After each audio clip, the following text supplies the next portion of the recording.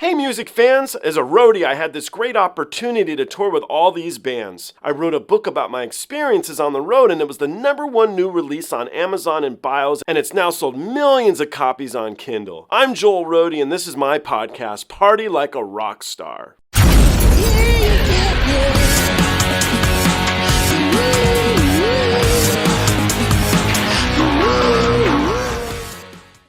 Have you ever heard of REN? He's out of the UK. Nope. My next guest on my Road Dogs and Rock Gods series is Mr. Glenn Felton, I think. I say I think because Glenn has an identical twin brother who's also a roadie. They're both lighting guys, and so I've known them a long time, and they're good dudes, man. They're really good guys. I did interview them together. They tell some fun stories. You guys should check it out if you want to.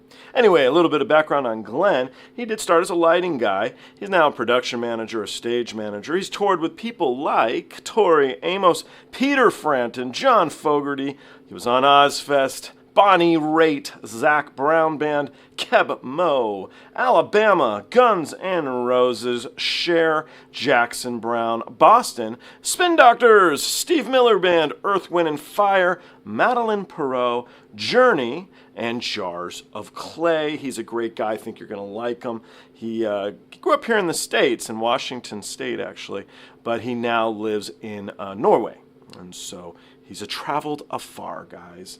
I also want to throw a shout out, a thank you to the people here at Tokyo Treat for sending me not one, but they also sent me another gift box. These are 2 different boxes. If you guys are more interested in this one, it's sakura.co. And they're filled with treats from Japan. They're still sealed because I've had these before. My friends come and steal the stuff out of them. In all seriousness, it is part of the fun. It's really nice to try different things from different parts of the world, and I really like this stuff from Japan. Thank you guys for continuously sending me this stuff. I love them. Anyway, let's jump into the next one here and see what my friend Glenn Felton has to say about your favorite band. So this is REN. REN's out of the UK. REN recently had the #1 album in the UK. What's interesting is that it wasn't through radio play and stuff. It was actually through stuff like YouTube. So he's got this awesome underground following. Now this is a track called Fred Again, and it's mashup. So it's actually not a mashup. I don't know why the title's that, but I haven't played this for anybody. And it actually wasn't like one of his seriously big hitting videos, but I didn't understand why. The first time I heard it, I thought it was so good. Anyway, there's a lot of this guy's catalog that'll blow you away, and we can jump into that some other time if you want. But let's try this as a door opener. I'm giving you all this because I think people are going to be like, why would you do that track first? But it's because I thought it was really, really good. So let's find out together what you think. B-sides are awesome. It's a really, really good song, man. But this guy is very prolific. He keeps coming out with stuff, and so you can be choosy, and then I wait at the edge of my seat for the next release of him. I think he's so talented, dude. I just think he's so good. So I am set up. Cool.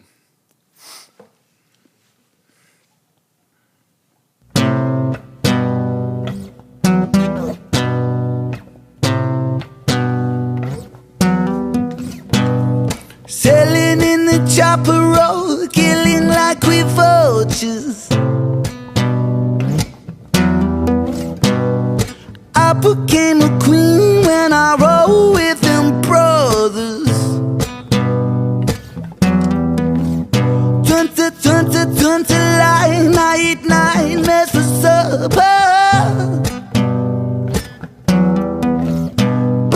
Brow on command, I'll sick 'em on another. 'Cause there ain't no love in the jungle. Ain't no, ain't no love in the jungle. Ain't no, pull me out of this.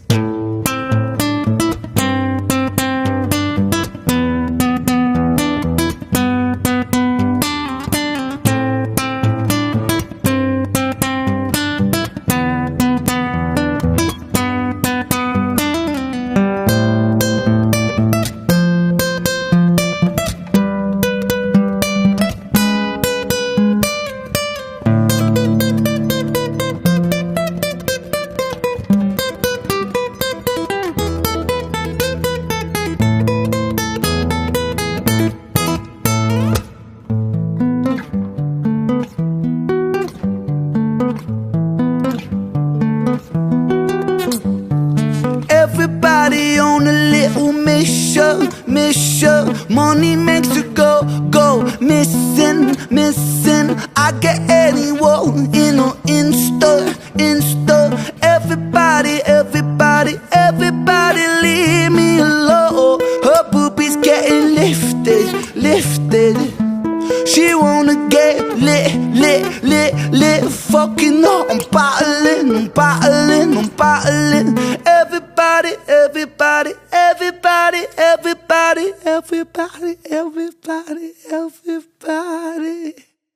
Leave me alone. Leave me alone.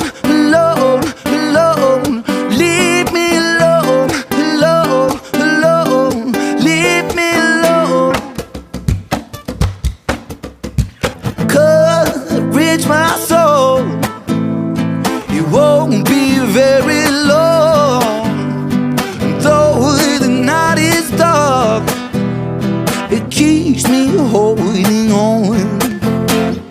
God bless my soul. It won't be very long. And though the night is dark, it keeps me holding on. I've been lost. I've been lost for a while. But I'm really trying. I've been lost. I've been lost for a while. But I'm really trying. I've been lost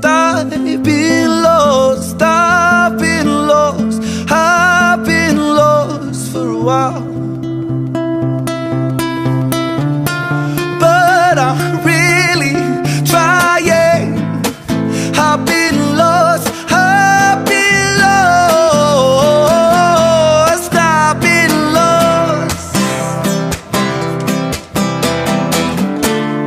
But I'm really trying.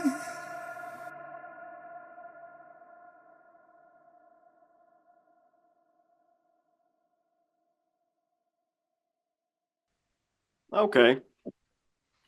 What do we think? Powerful.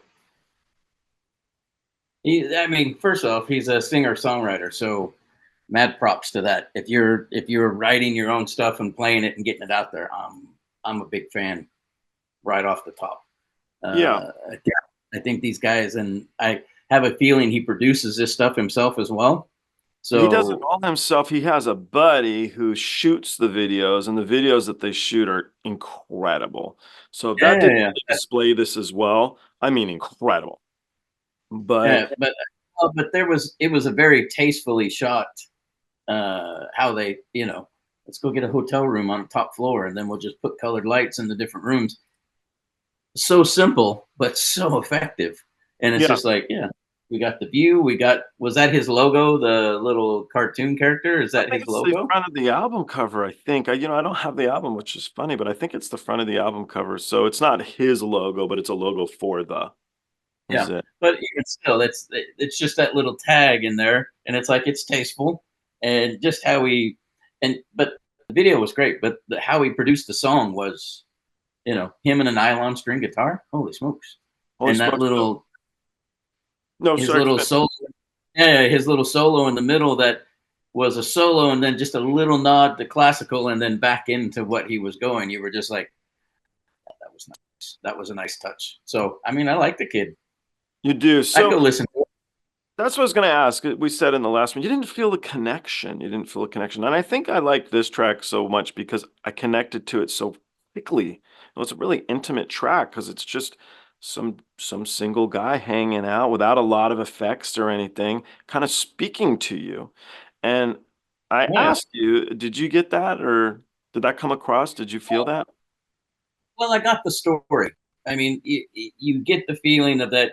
Oh, he's talking about that girl that he loved so much, but when she drank, she beat him up.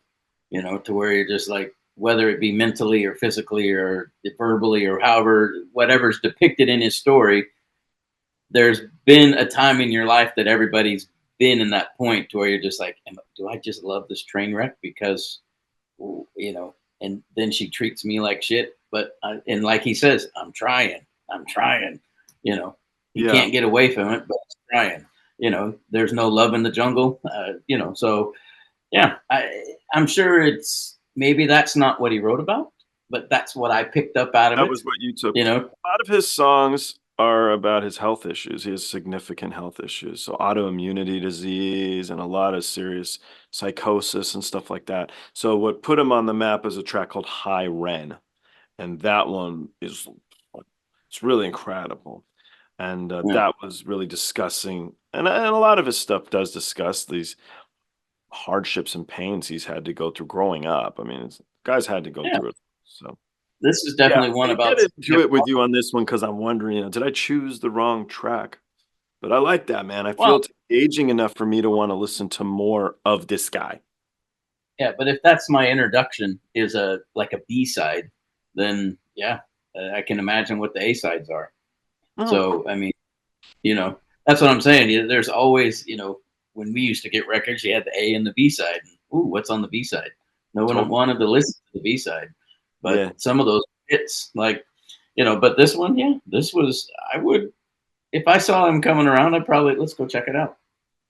Cool. Let's see how he does the whole set. I think it's brilliant. So, all right. Yeah. In an effort to get to know you a little bit better, and I may have asked you this when you came on with your brother. I don't remember. So if I did, you can use the same answer. Maybe switch it up. Maybe it's been in what? Shoot, man, it might have almost be 2 years since you came on. But anyway, um, my friend at the time, his daughter was in fifth grade, and she said, you should ask all your guests when they first felt famous. And I found it to be one of my favorite questions to ask. And so I ask you when you first felt famous. Now, fame to me doesn't have to be putting your John Hancock on a card for a punter who's waiting for you at the end of the night because you did a good show. Uh, it's more to me the question, at least since it was from somebody who was only in fifth grade, what was the direction? When was there a point in your life that led you on a path, a career path, or a personal path that made you feel good about yourself and the decisions you made doing what you do? Uh, I've got two that really kind of stick out. Okay. The first one is when I was finally an LD for my first band, and we went through my home arena. They did the brother had called the newspaper on me and said, hey, he's going to be in town. And so the local paper showed up and they did it's a big, like, full page article on me in the local paper. And I was like, okay, that was a nice little nod that, like, yeah, this is what I'm doing. But I think the better one that I got was when I was out with Earth, Wind, and Fire for light and sound design. Tony Sure. Bullock standing there, and Claxton's calling him on. Barry Claxton, for you at home. Barry Claxton telling does all of the he brings on all the personnel used to for light and sound design for what, I don't know, 20 years ago or something. Anyway, all right. And he's talking to him and just says, hey, I got Russ or Glenn Felton. I got Glenn here. He goes, I don't care. Just send me a Felton. Both of them are awesome. That's when I knew. That's when it's like, yeah, okay. Then I felt there that it was like, I don't care. I just need a Felton. I was like, then I'm okay. Then I've chose the right path. Cool. I like it.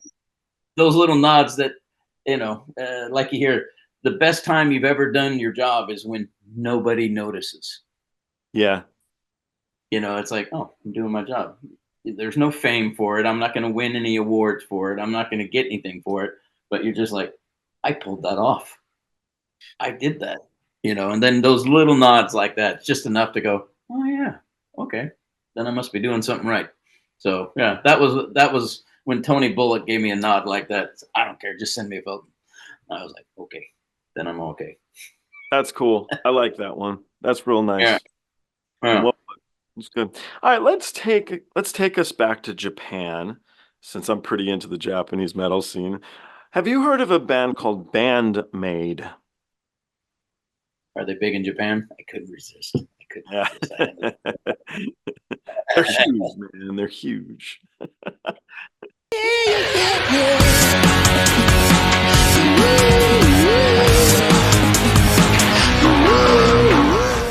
Hey, the podcast is over. What are you still doing here? Well, while you're here, like and subscribe. Thanks.